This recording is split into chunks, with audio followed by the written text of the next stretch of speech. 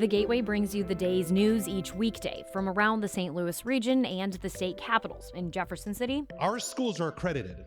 We don't need this bill. And Springfield. How many more years must pass before lawmakers see time is of the essence? I'm Abby Larico. Join me each weekday for The Gateway on the STLPR app or wherever you get podcasts. From St. Louis Public Radio. This is Politically Speaking. By his own account, State Representative Travis Fitzwater was underestimated in the competitive Republican primary for the 10th Senatorial District.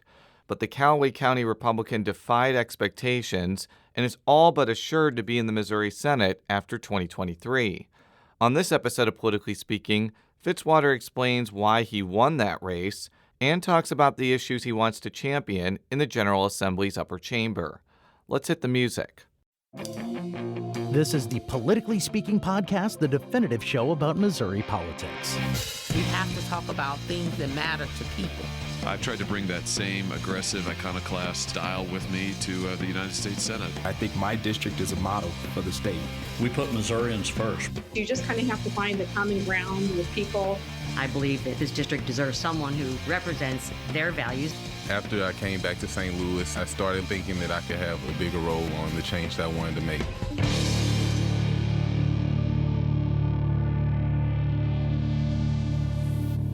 And welcome to Politically Speaking. I'm your host, St. Louis Public Radio political correspondent Jason Rosenbaum. Joining me in studio today, she is St. Louis Public Radio State House and politics reporter. Sarah Kellogg, good to be here in person still. Good to see you in person still. And joining us via Zoom, he is effectively the senator-elect for the 10th District, barring a libertarian revolution. State Representative Travis Fitzwater. Representative, thank you so much for joining us today. But I just want to kind of jump into this 10th District Republican primary because there were a lot of state Senate primaries that were interesting. And over the next few weeks, I think we're going to bring on some of the Republican and Democratic winners of these. But this one, I think, took the cake as far as, complexity and, suspensefulness. What do you think it took for you to win this primary that included a self-funding candidate who has been on the ballot many times, a former state representative, and a current state representative, along with two other candidates? Well, thank you all for having me on. It's always a joy to talk with you all. You guys do a great job. I think it's fun to talk about because it's still kind of surreal. 3 days ago, us winning that massive primary, having been outspent close to 2-1, 3-1, something like that, was just an incredible honor. And I think there's a lot of detail to it, but I think a lot of things worked in our favor, and a lot of things had to work in our favor because for 3.5 months we were told how we had no chance. Some of our friends who said they'd be there with us left us because they thought we were dead in the water. Everybody pretty well wrote us off, and we just kept pushing the boulder up the hill.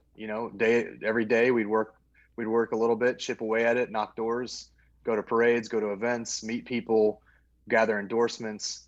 We had a really neat, innovative plan on media, especially using Facebook to target actual voters, not just throwing stuff at the wall and hoping it would stick. Just had a really good plan. And I would say also that I just really believe my faith played a part in it, and it's where the Lord had us. And I think that was really important as well. In some respects, you started off at a disadvantage after redistricting. It became a much more St. Louis-centric district with St. Charles, Lincoln, Pike, Montgomery mixed with Callaway. Did that give you some pause? It was certainly a much more difficult district once that St. Charles area was added in, because Jeannie's district, Senator Riddle, our current senator, who's a friend and mentor, and she helped us a ton by endorsing our campaign, which helped us, I think, in Lincoln County in particular. But that new district was very, very different, and it just, I think when 5 people got in the race from all over the district, I think the reason why we really thought we had a chance and believed that from the time we started to the end was that because we were the only candidate from Callaway County, and knowing what I knew about our support in the district in Callaway County and how the connections I'd made over 8 years were just really strong. And we felt like money couldn't buy that support, the goodwill that was created over years. We just really felt like we always had a path because Callaway County, we just knew Callaway County was going to come through. And towards the end, when we observed that most of the candidates didn't spend any time in Callaway County at all, I'm not even sure Mike even stepped foot in Callaway County. I could be wrong, but I don't know that he was ever there. And the other candidates didn't spend any time. There weren't any signs there for any of them, really. Maybe a smattering. There was one that I knew of Mike Carter, and maybe one or two for Spencer. Jeff Porter had some kind of on the northeast area that were connected to Montgomery County. But really no effort was made to even build anything from a Senate campaign in Callaway County. We just really felt like if that were the case, it gave us a significant advantage. And that certainly played out when you looked at the end result. But we didn't just work in Callaway County. Like, we worked really hard in Lincoln County. Once Randy Peitzman got out, I can't remember when, but about a month and a half ago or whenever it was. And Randy Peitzman, by the way, he was terming out of the Missouri House. He filed to run for this seat, but then withdrew, I think, one of the last days possible to withdraw, if I'm not mistaken. Yeah, I thought he missed the deadline for that. Actually, I didn't even know that you could go to the court and get some court order to pull your name off the ballot, but that's what he did on the very last day that was possible. And he was very well liked in Lincoln County, very popular. We were obviously very concerned about his candidacy, but we still felt like even with him in, we still felt like we had a path because we knew Callaway County was going to come through for us. And so we just, we worked really hard in Lincoln County, especially once Randy got out, but we knew we were going to anyway, even with Randy who stayed in. We worked hard in Wentzville. The one dynamic that I think helped us tremendously was getting the endorsement of the Fraternal Order of Police and the firefighters in the state of Missouri. That mattered a ton. And when we walked around and knocked doors, we heard that so often that people were just really taking care of cops, supporting them, and fighting for our community's safety was a huge, huge issue when we talked to voters. And so that went a really long way. And so that helped us in Wentzville. It helped us in Lincoln County, it helped us in Pike, just across the district. Cops and firefighters appreciated our support, and we appreciated theirs. It was so meaningful to us. So one of the things that I was paying attention to in this race is just the candidacy of Mike Carter in general. Mike Carter, for listeners who don't know who he is, has been running in various elections around Missouri since at least 2008. Typically, his mode of campaigning has just been spending money on robocalls. But in this campaign, he loaned himself $500,000 and put together what, for all intents and purposes, was a real campaign with billboards and broadcast ads. And there was polling that came out shortly before this race was called, showing him in the lead by a pretty healthy margin. But unlike the U.S. Senate race, which we're going to talk about later in the show, those polls turned out to be pretty wrong. Is it just really difficult to accurately do public polls of state Senate races? Or was it a situation where maybe he was in the lead at that point, but you were just on an upward trajectory to where it peaked at the right time? I think it's a combination of those things. I think the easy answer is yes. It's impossible to poll legislative districts, especially when we heard a lot of people just kind of tired of phone calls. So I think the polling just was off because I think maybe you were polling the same people over and over. Who knows what they were voting on any given day. We saw some numbers for the other candidate from Mexico, Missouri, who didn't even live in the district, but he was getting high numbers across areas where we were like, well, that doesn't make any sense. And so, we just figured that people weren't taking the polling very seriously. And what we heard on the doors was we didn't go to doors and felt like Mike had really strong support. We didn't hear a lot of people saying I'm all in on Mike Carter. Usually and I've knocked, I don't know how many thousands of doors over my political career, but usually when you have somebody who has strong support, you hear it on the doors. And I can count on my hand the amount of people that said I'm for Mike Carter on one hand while we were knocking doors, which made us feel like we had a chance, we had a path, and his support seemed very soft. And he spent a lot of money, obviously, and he did a good job, like, branding himself as a Trump Republican, and I think he did a lot of things well. But we really finished very strong, and I do think we were behind in the polls because there were some trends that you can't rely on a poll, but you can at least find some trends. But we saw, in the little that we knew about polling, because our campaign didn't do any polling, we just heard through the grapevine that we were down, and everybody kept telling us nonstop that we had no chance. So we just kept going and kept saying, listen, we believe we have a path because we're not hearing what is being told to us by people that should know that we're behind. And we just kept going. Moving on to the state of the Missouri Senate, a lot of people were watching state Senate primaries to see how many members the conservative caucus would add. Would it be fair to say that you'll likely not join that caucus? Yeah, I won't join the conservative caucus. I think, though, it's way too early to say that because their numbers grew that the state Senate can't function. And that was part of my big message. Was I have great relationships with conservative caucus members in the Senate and Republicans and Democrats. Like, I've always just made my career about building strong relationships. I just got off the phone with Nick Schroer a couple minutes ago before our call to congratulate him. I had a great conversation. I think the Senate needs to be about relationships, and I think that's how you move the needle. And that's my goal, is to build relationships with each individual senator, so that we can do what we told our voters we would do, is go in there and make the changes that they're asking for. In addition to Representative Schroer, if he wins the 2nd district race, he will likely join the conservative caucus. You also had Mary Elizabeth Coleman. If she wins her race, will probably join. Ben Brown in the 26th district. And then Jill Carter beating Bill White in the Joplin area. And also, it should be noted that Rick Bratton and Mike Moon did not win their congressional races, so they will be back in the Senate.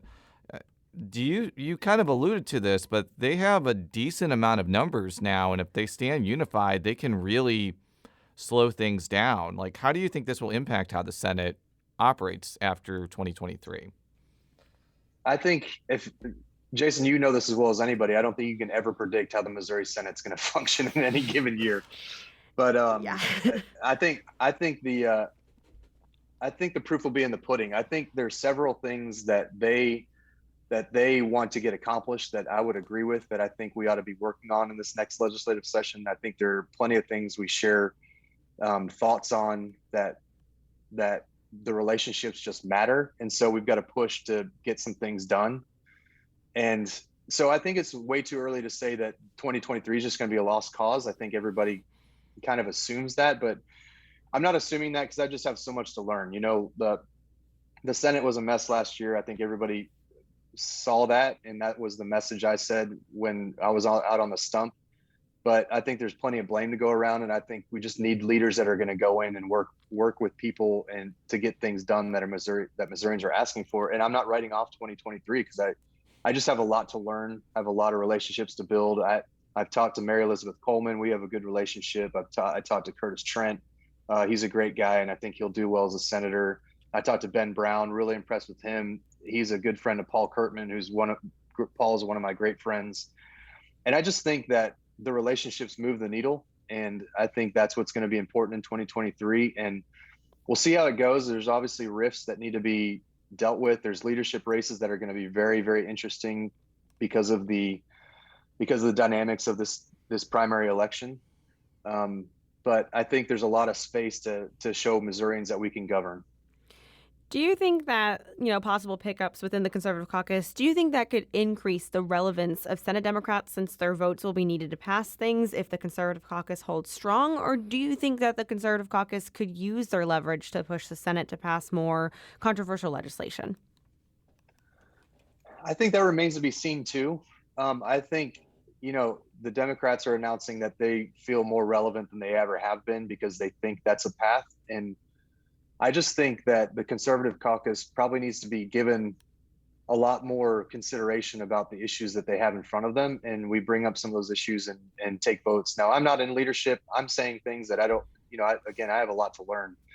But I think that that we got to sit down and figure out what the policy agenda is for the next session and have a plan going into it so that Republican legislation, good Republican legislation, and our conservative values, which is what we run our campaigns on, will be prioritized going into the legislative session in 2023. So I think it's just way too early just to write it off and say that, that we're not going to be successful, because I think there's space to be successful and get things done. It just takes getting in a room and not yelling at each other on the Senate floor. Yeah, speaking of policy, what are some policies that you would want to focus on when you get to the Senate? That's a great question. I think protecting kids is a big deal. I think there's a lot of space for figuring out how do we deal with the mental health issues. My wife is a licensed professional counselor. She works with kids, and the mental health needs in our communities today are just significant. We have these foster care parents and adoptive parents that have kids that have incredible amounts of needs. I would love to figure out ways to make the adoption process and foster care easier for parents and giving more resources to those folks.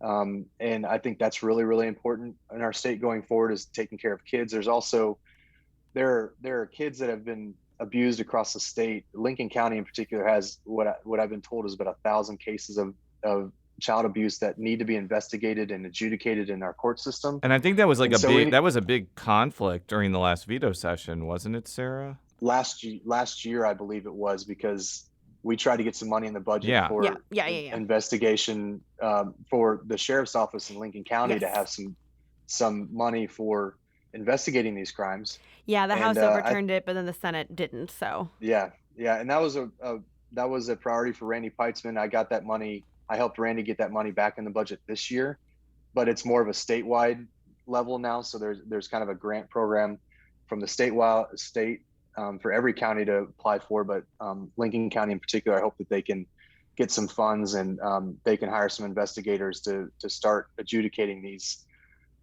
issues. We just have to protect kids. So that's one big thing that's important to us, not only as a legislator, but personally as a family. We just see it on a regular basis. My wife is dealing with some kids that just need services. They need help. And I think that's really important.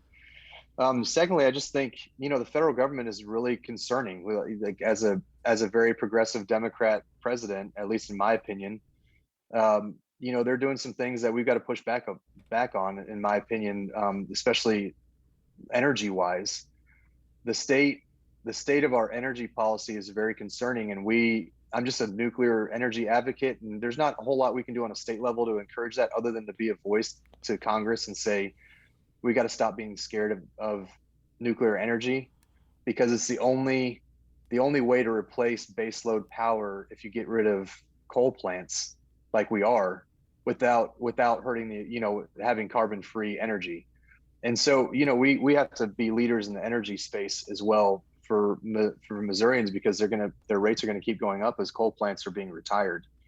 So we have to have an energy policy that makes sense. And that's kind of pushing back against the federal government's over-regulating the things that we ought to be embracing, like nuclear energy. I think there's economic policy that has to be discussed. I think Missourians should get a lot more money back from the state, because last year we were up 20% in general revenue year over year, which means we're overtaxing. And I just saw the new revenue numbers this morning for July, and they were up, I think, 39% just in the last month from last year, which is just, the government is getting a lot of money, and we ought to be giving some of that back to Missourians. So that will be another discussion, is how do we do tax policy that is fair to Missourians and gives them more of their money back, because they spend it a lot better, in my opinion, than the government does. We'll be right back after this quick break with State Representative and future state senator Travis Fitzwater. If you have a smart speaker, you have access to the entire world of NPR and St. Louis Public Radio. All the latest news and all the captivating stories. Activate our voices with yours by telling your smart speaker to play St. Louis Public Radio. And we're back on Politically Speaking with Travis Fitzwater. He is a Republican from Callaway County who just won the 10th District Republican Senate primary. So you were a good seguer, because our next topic of discussion is the likely special session over a tax cut and also agriculture tax credits. You actually met with the governor about this. Can you tell us a little bit about what happened there? Yeah, I think the governor was just trying to promote what he would like to see out of a special session. It was an interesting conversation. What they want to do on the tax side is basically lower our income tax to 4.8 right now. The only problem with that is that we've already done that. It's just triggered by revenue increases over the next several years. I was the co-author with Senator Bill Eigel on that tax cut bill a couple years ago that eventually became Elijah Har's tax cut bill that got passed, which would reduce our income tax down to I think 5.1 or 5.2, something like that. And then when we last year when we passed the Wayfair, I believe it reduced it down again to 4.8. But so he just wants to accelerate. The governor wants to accelerate that down to 4.8 now, since we have so much money in our coffers and our general revenues are through the roof. For me as a Republican, I think that they're through the roof and that we can go, and I think it's in large part because the tax cuts we passed years ago, I think it's doing exactly what we hoped it would do, which is build our economy and increase our revenues by encouraging investment. And so I just would like to be more aggressive on it. And I think the Speaker of the House, Rob Wascova, and I talked about this the other day. I think he agrees. And so we'll see how that plays out. But I think the governor, the biggest goal for the governor is for everybody to be on the same page before he announces a special session. And I wonder if we can actually get to an agreement before a special session. And I think that will be the biggest determinant of whether we have one or not, is whether all the parties involved can sit down and come to some conclusion on what that should look like without turning the special session into kind of a shooting match.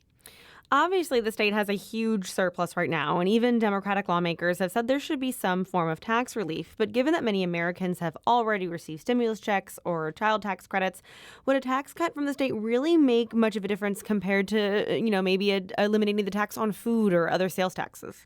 I think reducing the income tax, which I think is just very harsh against investment, especially for entrepreneurs. And this has kind of been the space that I've been in as a policymaker for several years, is really being interested in entrepreneurs and how to get them off the ground. Like we need to give Missourians as much space as possible to start businesses, to keep as much money as they can in their pockets. And I think that the reducing the income tax is maybe the most effective way to do that, to encourage investment in the state of Missouri.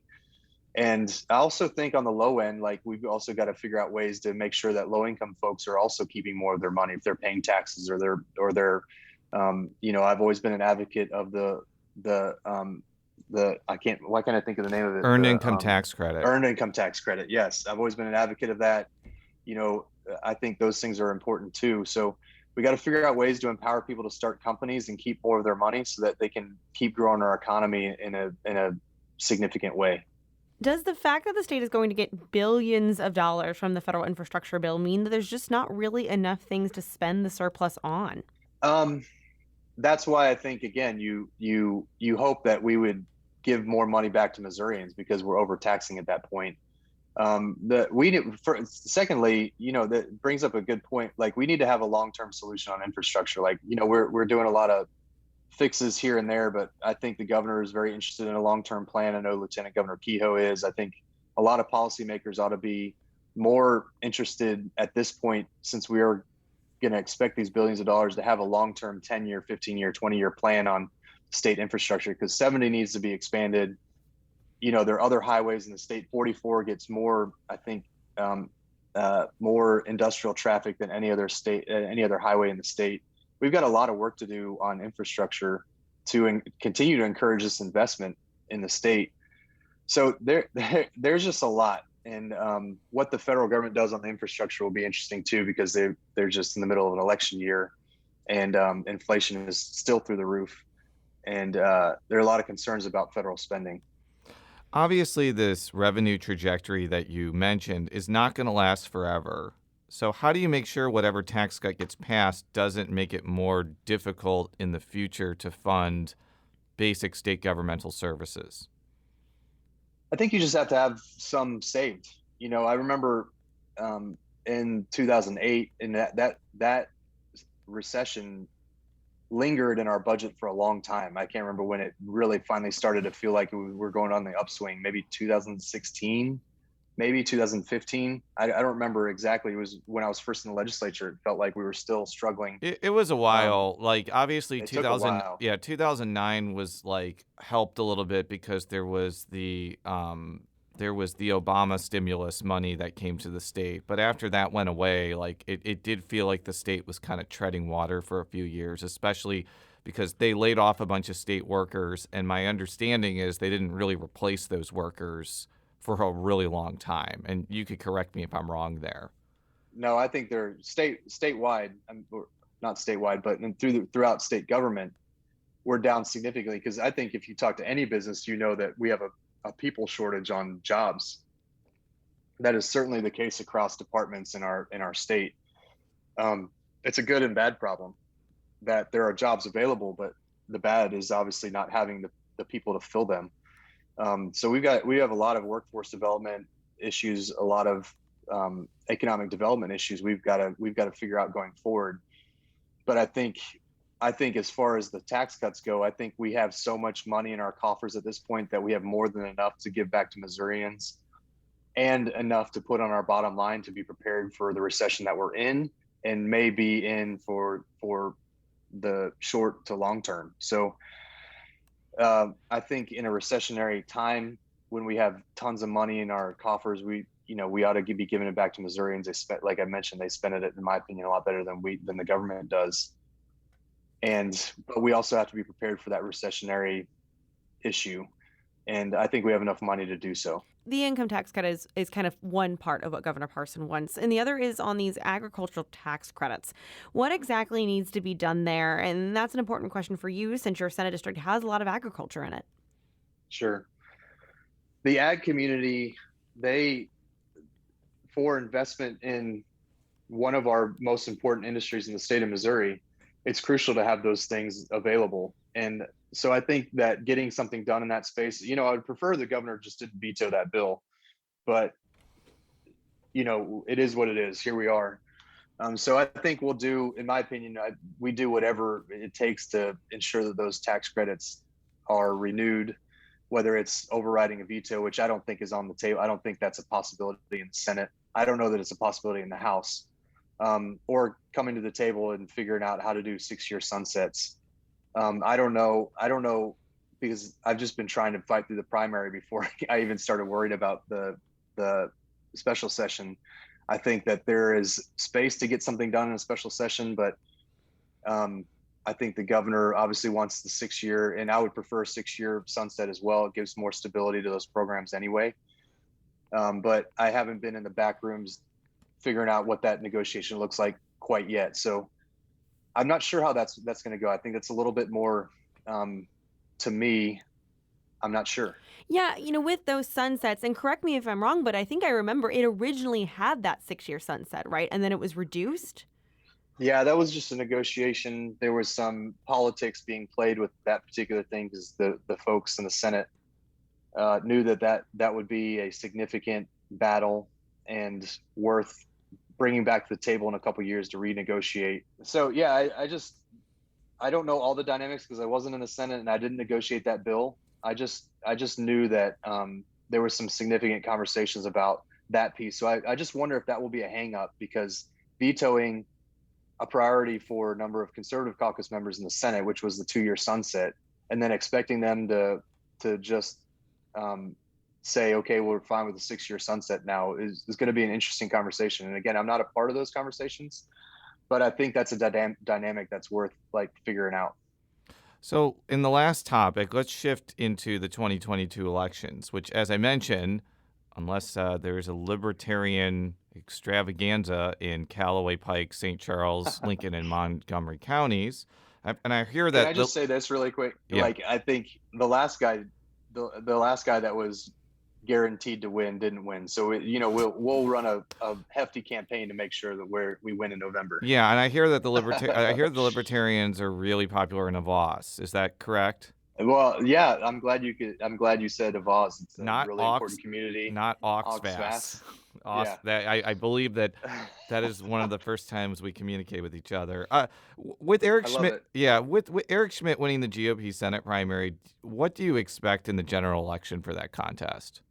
I expect Eric Schmidt to win. He's a tremendous candidate. I think he was the best candidate. I'm glad that he pulled it out, and I don't know that it becomes, the Democrat primary was really close. It's like surprisingly close. And I think that's in part because Lucas worked incredibly hard on the ground, it seemed. And Miss Valentine, Bush Valentine, I think she spent a lot of money and did a good job on her marketing. But still, I think this is just a Republican state. And I think Schmidt's about as good a candidate as you're going to get on the Republican side. And I think that's gonna probably pull some people out too in that general election, because they know the importance of a U.S. Senate seat going to Republicans in the state. And so I think the turnout is going to be pretty significant in an off election year. Do you think that John Wood, who is the former U.S. attorney who's running as an independent, could complicate things for Republicans, especially if Trudy Bush Valentine gets her bearings and starts catching fire? No, I don't think so. Why? If I were guessing, from what I'm hearing in my district on the ground, people are just mad about the John Wood thing. And I think they kind of see through it that it could be a spoiler. And I just don't see him getting traction. Now I could be very wrong, and I've been very wrong in the past, but I don't see him catching fire now. Now, if we had Eric Greitens as our U.S. Senate candidate, maybe a different story. But I just don't see him overtaking an Eric Schmidt in this and doing enough damage to hurt Eric, who may win by double digits, even with John in the race. Not in Missouri, but in Kansas, we saw kind of the vote that basically affirmed abortion rights. There's been some conjecture that Missouri's trigger law that banned most abortions could spark a backlash, even among voters who feel abortion is morally wrong. What do you think about that? I don't know. I think it's yet to be seen. I talked to one consultant yesterday who thought that it could probably raise turnout for Democrats a little bit in the fall, but I don't know that it's going to be enough to change many of these races. I think a lot of especially state Senate races are, they're not a lot of competitive ones. So I think where it probably has the biggest impact is probably the U.S. Senate race. And I think it could motivate suburban voters, but I don't know that it has enough of an impact to really change any outcome in that race in particular. My last question for you was that I noticed that there were several Democratic and Republican lawmakers, especially in the House, but one example in the Senate, who lost re-election in primaries on Tuesday. Should we read into any of that, or were some of these situations just redistricting quirky situations that may not have actually had anything to do with broader trends? Jason, that's a great question. I think the answer is probably just like my race. There were just so many dynamics. It's hard to put your finger on any one of them. But I think redistricting certainly had a big impact. I think there were some folks that worked behind the scenes that were effective in many districts, but maybe not as effective in other districts. I think Republicans, conservative Republicans, especially in rural areas, and we heard this a lot too, is they just want leaders that are going to get things done, not like bicker and their egos overwhelm them and don't disallow the legislature from getting things done. And I think that has an anti-incumbency feel sometimes. And so I think you saw a little bit of that, but redistricting, I would say, certainly had a large impact. Some new areas, some dynamic changes in districts. I mean, mine alone, it just significantly changed the dynamics of our race. If you don't have Wentzville in that district, it's a whole different race for the primary. So yes, I think redistricting was a big piece, but I think there were a lot of little things also that played into how the elections went on Tuesday. Well, Representative, thank you so much for joining us, and we look forward to having you back in the subsequent years to talk about policy as well as politics. Politically Speaking is a product of St. Louis Public Radio, which is part of the University of Missouri St. Louis. You can read all of our coverage at stlpr.org. You can follow me on Twitter at @Rosenbaum. How can people follow you on Twitter, Sarah? That's Sarah K. Kellogg, 2 L's, 2 G's. And I know that you are a very online guy, Representative, so how can people follow you on Twitter or any other parts of the World Wide Web? Yeah, if you just Google Travis Fitzwater, you'll find me. It's at Travis Fitzwater on most all social media platforms. Thank you very much, and until next time, so long.